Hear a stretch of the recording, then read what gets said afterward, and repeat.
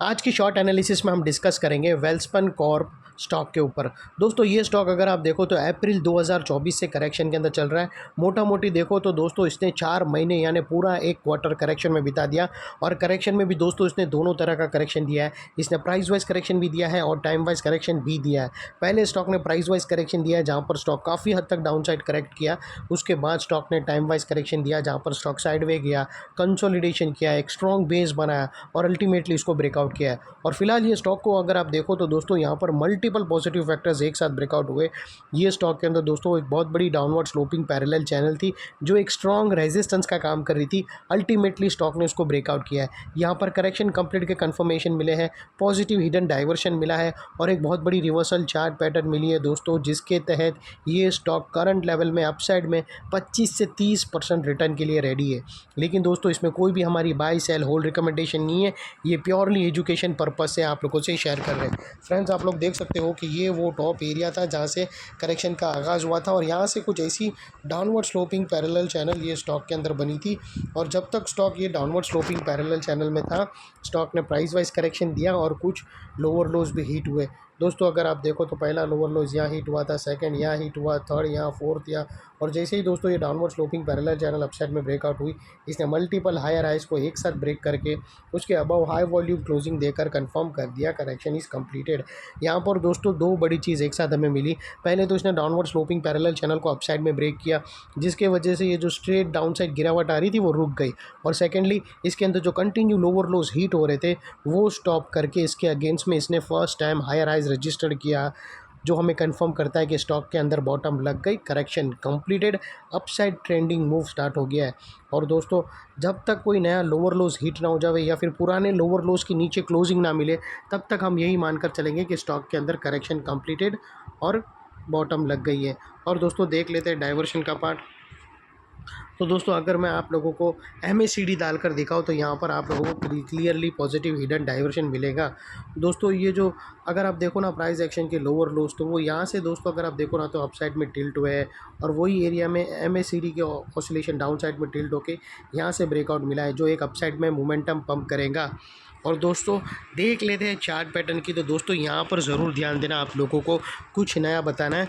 दोस्तों अगर आप देखो ना तो ये स्टॉक के अंदर ऑलरेडी प्रीवियसली एक ट्रायंगुलर चार्ट पैटर्न ब्रेकआउट हो चुकी थी।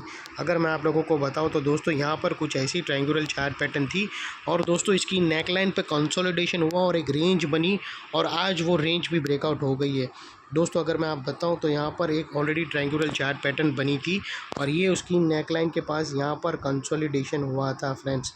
अगर मैं आप लोगों को बताऊं तो ये जो ब्रेकआउट ऑलरेडी हुआ था फ्रेंड्स, यहाँ पे ऑलरेडी स्टॉक ने ब्रेकआउट कर रहा है और ब्रेकआउट के बाद वो रेंज के पास कंसोलिडेशन किया।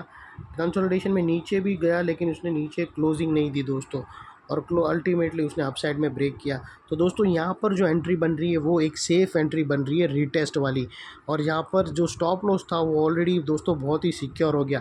एक्चुअली अगर आप देखो ना तो पहला स्टॉप लॉस जो फर्स्ट ब्रेकआउट कैंडल के लो के नीचे था वो भी हिट नहीं हुआ, और अभी जो पुराना ट्रायंगुलर चार्ट पैटर्न के पास जिसके पास भी पोजीशन है वो अपसाइड में स्विंग कर सकता है। जो कंसोलिडेशन हुआ था उसके लोअर एंड पर स्टॉप लॉस रख सकता है। और दोस्तों आप लोग यहाँ पर अगर आप देखो ना तो ये कंसोलिडेशन बहुत ही मतलब रिज़ल्ट के बाद यहाँ पर अभी रिसेंटली ही इसका रिज़ल्ट आया था और उसके बाद से इसने कंसोलिडेशन किया और अल्टीमेटली इसको ब्रेकआउट किया है। और दोस्तों यहाँ से अगर सेकंड एंट्री भी बनती है रेटेस्ट वाले की, सेफेस्ट एंट्री आफ्टर रिज़ल्ट के बाद, तो फिर भी दोस्तों यहाँ से आपको 25 से 30% की क्लियर अपसाइड मिल रही है, लेकिन दोस्तों proper risk to reward ratio के साथ। और दोस्तों ये जो इनसाइड रेंज है ट्रायंगुलर चार्ट पैटर्न की और ये जो नेकलाइन की पूरी अगर आप देखो तो दोस्तों ये 25 से 30% का एरिया है जो यहाँ से ब्रेकआउट होने के बाद अपसाइड में 30% भागेगा। और वो लिहाज से दोस्तों स्टॉक का जो फर्स्ट टारगेट निकल कर आता है वो 860 रुपीज़ का है। 860 का स्टॉक का फर्स्ट टारगेट है और सेकंड टारगेट दोस्तों 900 रुपीज़ का है, जो तकरीबन दोस्तों 30% के आसपास का रेंज आता है। 25 से 30% का रिटर्न है। और दोस्तों यहाँ पर अगर आपको स्टॉप लॉस क्लियरली है, जो लोअर रेंज है मतलब ये जो यहाँ की जो लोअर है, पहले तो आप ATR की हेल्प ले सकते हो अपने एडवाइज़र को पूछकर। सेकेंडली दोस्तों ये जो लोअर रेंज है नेकलाइन की दोस्तों, इसके पास आप क्लोजिंग बेसिस पे यानी ये जो 631 है जो लोअर रेंज, उसके नीचे डेली क्लोजिंग बेसिस पे क्लोजिंग आ गया तो आप स्टॉप लॉस कंसिडर कर सकते हो। और अगर आपको चाहिए तो यहाँ पर एक लोअर स्विंग है, वो भी आप रख सकते हो अपने एडवाइज़र को पूछकर, यहाँ पर भी रख सकते हो। और आपका रिस्क टू रिवॉर्ड रेशियो दोस्तों इजीली यहाँ पर 1:2 बन रहा है लेकिन अगर आप स्टॉप लॉस और भी नीचे रखो तो एटलीस्ट देखना कि 1:1.5 ज़रूर मिलना चाहिए और दोस्तों, और यहाँ का ज़बरदस्त ब्रेकआउट आया है। और दोस्तों ये जो नेकलाइन के पास का एरिया, ये बहुत ही इंपॉर्टेंट एरिया है, क्योंकि अगर आप देखो तो यहाँ पर मल्टीपल पॉजिटिव फैक्टर्स ब्रेकआउट होते हुए मिले। दोस्तों यही एरिया पे downward sloping parallel channel upside में ब्रेकआउट होते हुए मिली, यही एरिया पे लोअर लोज हायर हाइज में शिफ्ट होते हुए मिले, यही एरिया पे दोस्तों MACD के थ्रू हिडन डाइवर्शन मिला। और दोस्तों यहाँ पर अल्टीमेटली दो पैटर्न मिली, ट्रायंगुलर चार्ट पैटर्न भी ब्रेकआउट हुई और नेकलाइन के पास एक रेंज पैटर्न भी ब्रेकआउट होते हुए मिली। तो दोस्तों ये एरिया जो अभी तक एक स्ट्रॉन्ग रेजिस्टेंस था, वो अल्टीमेटली स्ट्रॉन्ग सपोर्ट बनकर खड़ा है। और इनकेस अगर स्टॉक स्टार्ट हुआ और टारगेट से पहले कहाँ पर भी सेलिंग प्रेशर फेस करके वापस वो नेकलाइन को नीचे रिटेस्ट करने आया, तो दोस्तों ये एरिया सामने आके एक स्ट्रॉन्ग सपोर्ट का काम करेगा और स्टॉक को इधर अपसाइड में पुश करेगा या फिर साइडवे कंसोलिडेशन में। और इतने बड़े स्ट्रॉन्ग सपोर्ट के नीचे तुम्हारा स्टॉप लॉस आना चाहिए जो आसानी से हीट ना हो। और बाय एनी चांस अगर क्लोजिंग बेसिस पे हीट हो जाता है तो दोस्तों नो इफ नो बट सीधा स्टॉप लॉस देकर ट्रेड को क्लोज।